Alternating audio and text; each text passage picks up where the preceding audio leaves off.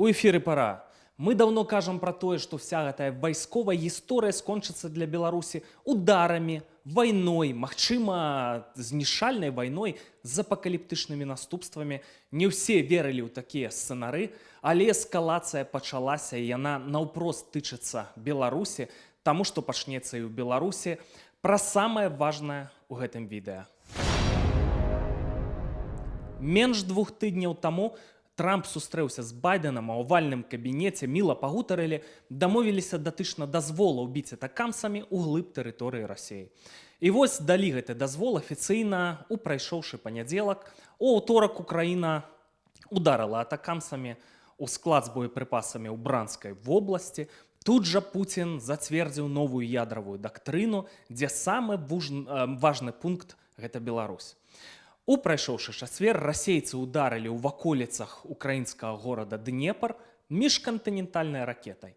Што это была за ракета? РС-26 «Рубеж», ці это быў арэшнік, запушчаны з кедра? Не сутнасць, там на 5000 кіламетраў яна можа ляцець, ці на 3000 кіламетраў. Гэта не важна. Міжкантынентальная, недаміжкантынентальная. Сутнасць у тым, што это сігнал, это новы градус эскалацыі, што там можа быць ядравы боезарад, што ударым ядравай зброі ў выпадку чаго, калі будзеце рыпацца. І можам ударыць па Варшаве, па Берліне, па Брусэлі, па Парыжы, дзе захочам. Карацей, эскалацыя нарастае.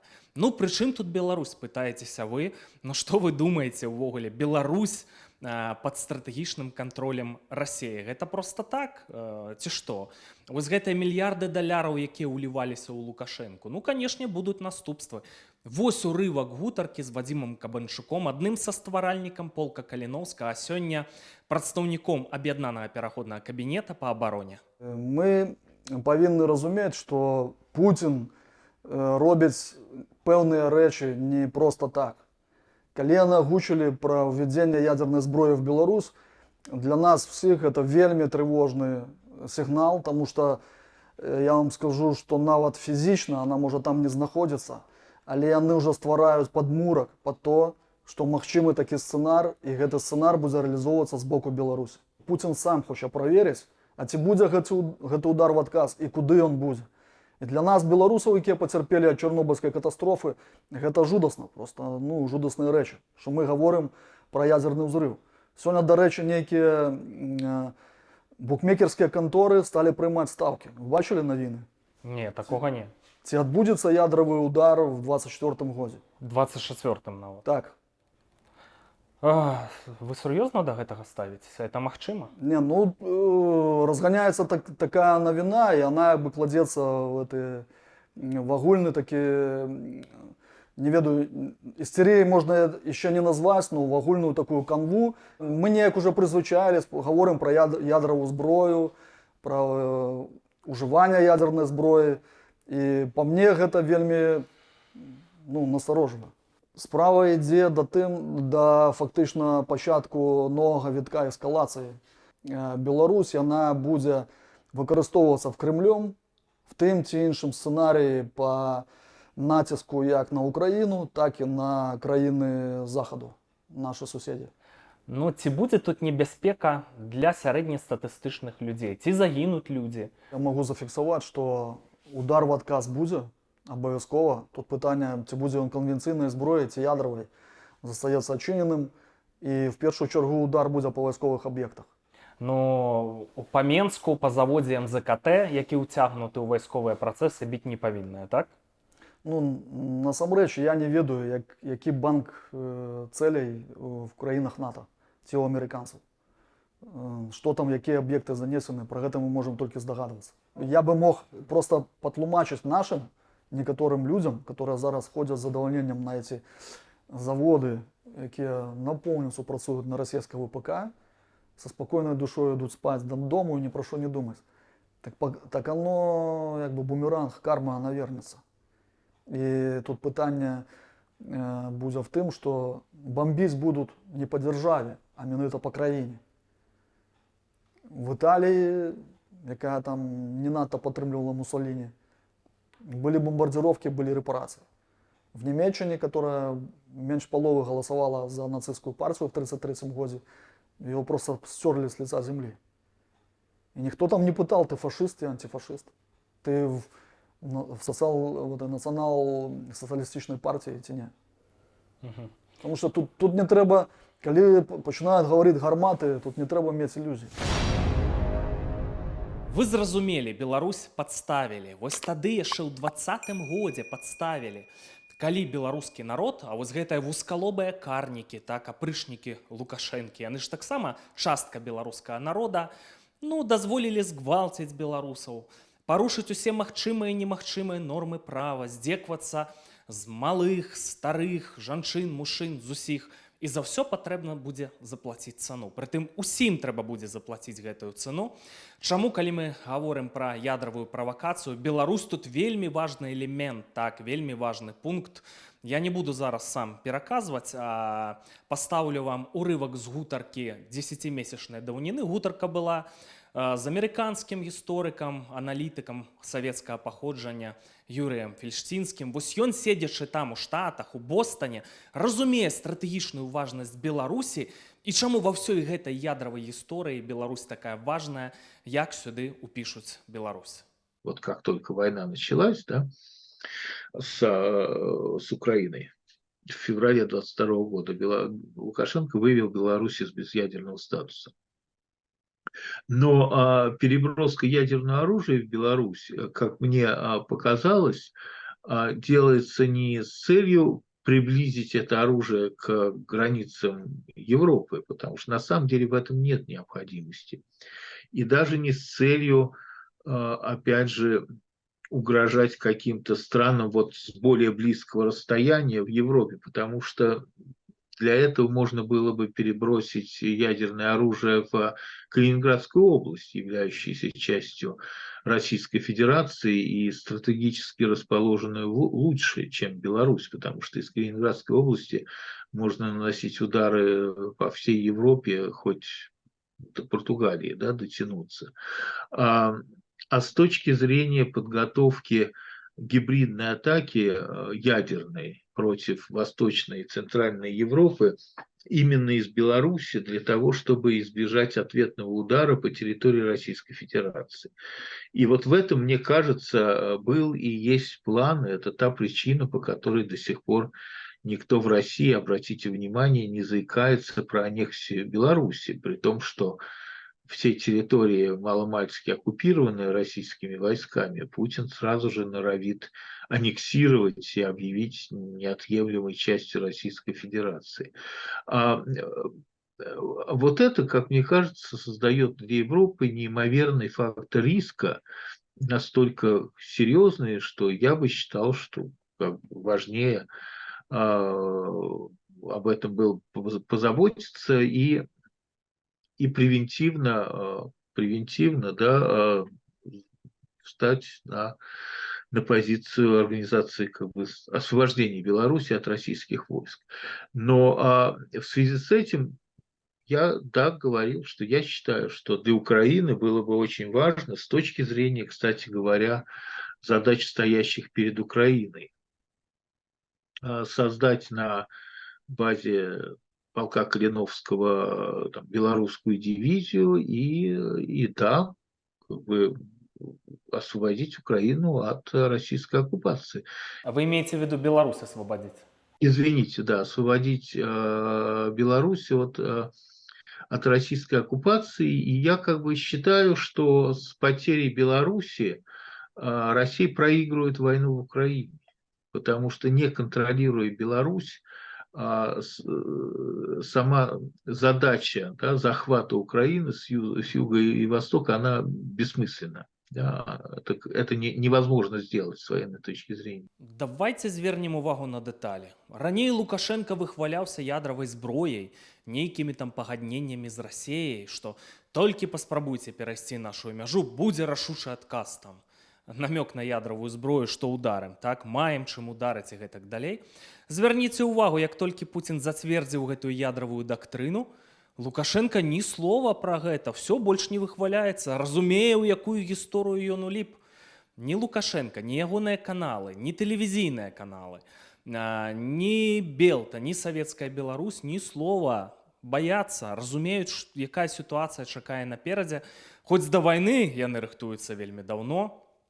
Вось нядаўнія навіны, што комплексы Торем-2 завезлі для супрацьпаветранай абароны. Карацей, рыхтуецца. Чыноўнікаў рыхтуюць, як функцыянаваць ва ўмовах вайсковага стану. Ніхто ж на вас нібыта не збіраўся нападаць. Для чаго вы рыхтуецеся? Што вы рыхтуеце? Так? Збіраюцца ўсё, прыватны бізнес нацыяналізаваць. На ўзор Паўночнай Карэі. Так? Хутка у любога бізнесмена ў Беларусі бізнес могуць адціснуць. У любога чалавека, любыя ягоныя актывы, жыллё, там аўтамабілі, все это могуць забраць, гэта рэаліі, гэта, я б нават сказаў, вайсковыя рэаліі. Ну, лукашэнкаўцы не гавораць пра ядравую пагрозу, а тым часам у Польшы ёсць дзяржаўны сайт, што рабіць на выпадак ядравай пагрозы, падрабязна распісана, ну, простыя там алгарытмы, што патрэбна рабіць. Расейцы ўжо прадаюць антыядравыя бункеры, абяцаюць, што ў такім бункеры, што ён абароніць ад ядравага удару. Магчыма, калі ён будзе стаяць дзесьці там ад эпіцэнтру ў 20 кіламетрах, можа і абароніць, паглядзіце, вот можна абкласці газасілікатнымі блокамі, павінныя абараніць ад аскепкаў. Вось такі вось бізнес. Ну, эскалацыя, яна відавочна, яна нарастае. Путін не спыніцца, Пуціну патрэбная вся Украіна, ён не збіраецца дамаўляцца абсалютна, а пасля Украіны яму патрэбная будзе Балтыя. Наперадзе маячыць эканамічны крызіс, так, ім патрэбныя перамогі, якія маглі б натхніць іхнае насельніцтва. І все, спыніцца яны не могуць. І стратэгіі вайсковыя таксама ж это все разумеюць. А спыніць гопніка, спыніць арду, ось агрэсара, магчыма, толькі сілай. Таму ёсць спадзевы, што новы кіраўнік Злучаных Штатаў будзе дзейнічаць у гэтым сэнсе адэкватна, і што эскалацыя, ну яна проста тут немінучая, так, і чым далей это зацягваецца, тым будзе горш, і трэба выпраўляць памылкі Захада, памылкі 20-го года, 22-го года, калі не звярталі ўвагу на беларускі плацдарм, так, не абаранілі Украіну належным чынам, не разбілі Расію, калі гэта все было магчыма, вот давядзецца зараз неяк выпраўляць гэтыя памылкі, але все адно ў гэтай эскалацыі стрэлкі, на жаль, сыходзяцца на Украіне і на Беларусі, і наступствы могуць быць нават апакаліптычныя, так. Адзінае, што гэтая эскалацыя, я тут згодны з меркаваннем Вадзіма Кабанчука, яна ўсё-таки можа мець для беларусаў, як гэта не дзіўна, пазітыўныя наступствы. Вы верыце ў тое, што менш чым праз год, вось у 25-м годзе, можа скласціся такая сітуацыя, што Беларусь цалкам мяняецца. Так, магчыма, там выпаленая зямля, так вот, калі казаць вобразна, так, а можа быць і не вобразна. Все, рэжыма Лукашэнкі няма, абсалютна іншая краіна, што вось гэты шанс, ён вось прама зараз, вось пачынаецца эскалацыя, гэта наш шанс, і все зменіцца. Верыце, што так можа быць? Гэта можа быць по той прычыне, што калі яны дасталі эту ядзерную дубіну і граюцца і пагражаюць налево і направо, то у нейкага бока рана ці позна могуць проста здаць нервы. Генштабы наших бліжэйшых суседзяў рыхтуюцца к адкрытаму канфлікту з Расіяй. Пытанне па беларускай вызвольнай арміі, оно паўстане роўна тады, калі пачнуцца ўжо кааліцыйныя дзеянні. Ці напярэдадні гэтых дзеянняў. Кааліцыйныя дзеянні па Расійскай Федэрацыі і па Беларусі, калі яна будзе яшчэ да сих пор марыянеткай на той час. Беларусь будзе вызваляць беларуская вызвольная армія. Тыя добраахвотнікі, якія зараз в Беларусі, я думаю, яны будуць складавой часткай гэтай арміі. У міліцыі беларускай, ну не беларускай, а лукашэнкаўскай, правільна казаць, так, ва ўзброеных сілах, я не ведаю, спецслужбах лукашэнкаўскіх, ці шмат людзей, рэальна, якія далучацца да праекту беларускага вызвольнага войска, калі вось гэты пажар пачнецца. Калі над першым беларускім горадам, над выканкамам будзе падняты бел-чырвона-белы сцяг, у нас будуць сотні, нават тысячы добраахвотнікаў, якія пачнуць влівацца в шэрагі беларускай вызвольнай арміі. Я в этом перакананы. Мы гэта бачылі в 2020 годзе. У Лукашэнкі ёсць 3 базавыя планы ўвогуле, як ён хоча сябе ратаваць. Першы, ён усё ж такі дагэтуль спадзяецца, што спрацуе вось гэтая агрэсіўная стратэгія Расіі, што як толькі яны тут запусцяць рэальна там тактычную ядравую зброю, увесь свет напалохаецца, всіх у жаху проста паралізуе, Пуцін зможа рабіць што хоча, Ну и все, ему не будут заминать. А Лукашенко, сдавший краину, кинувший под русификацию, подбивший все просто слупы державности, нейкі час яшчэ прасядзіць на сваёй пасадзе, гаўляйтер, будзе ядравым дружком размахваць, надзьмуваць шокі, задзіраць нос. Но это наўрад ці атрымаецца. Так? Другі варыянт, калі ўжо, тым больш, што зараз ужо пачынаецца эскалацыя, калі справа дойдзе да вайны і да ўдараў, ну Лукашенко просто уцячэ з краіны перад гэтым усім, нібыта там нейкі дзяржаўны візіт, і куды-небудзь вось у Сочы, дзе ён, напэўна, не проста так будуе рэзідэнцыю за шалёныя грошы, у якія-небудзь аб'яднаныя арабскія эміраты, куды-небудзь, дзе беларускаму масаду цяжка будзе яго знайсці. Так, ну яшчэ ёсць адзін варыянт, ён жа ж такі цёрты калач, вось шукае кантактаў з Трампам. Пра гэта было папярэдняе відэа, праз Аліева свайго друга шукае, так? Праз кантакты Наталлі Петкевіч, якая не проста так знаходзілася шмат гадоў у Злучаных Штатах, і гэтак далей. Праз іншых дыпламатаў.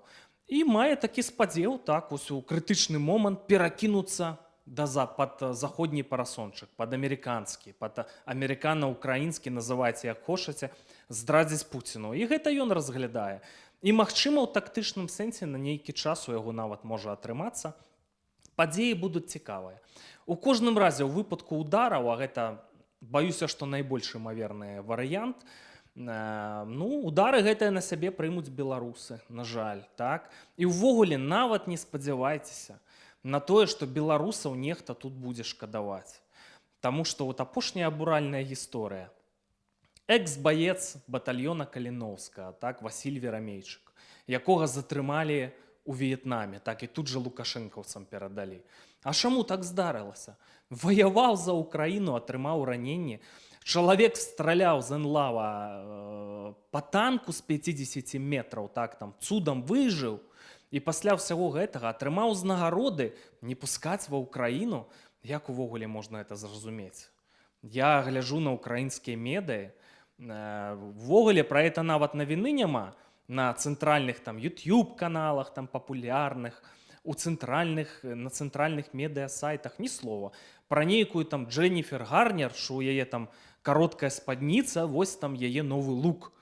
Пішуць пра нейкага Бена Афлека, што ён з кімсьці пасварыўся, там былая жонка, не былая. Вот это все пішуць, а пра затрыманне экс-байца ўзброеных сілаў Украіны ні слова няма. Яго же ў Літву не пусцілі. Сказалі, пагроза нацыянальнай бяспекі.